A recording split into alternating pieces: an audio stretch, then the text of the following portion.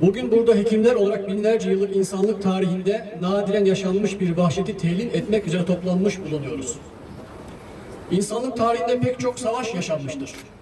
Ancak bebek, çocuk, kadın, yaşlı, sivil ayrım yapılmaksızın topyekün planlı bir saldırı ancak şeytanın yapabileceği bir alçaklıktır.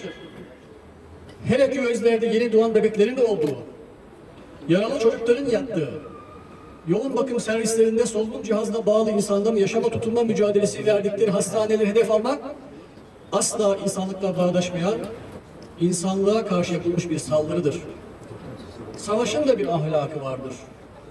Biz hekimler olarak ırk, din, dil, cinsiyet, milliyet olarak hiçbir ayrım gözetmeksizin sivillere, bebeklere, çocuklara, yaşlılara, savunmasız insanlara yapılan her türlü saldırıları kınıyoruz.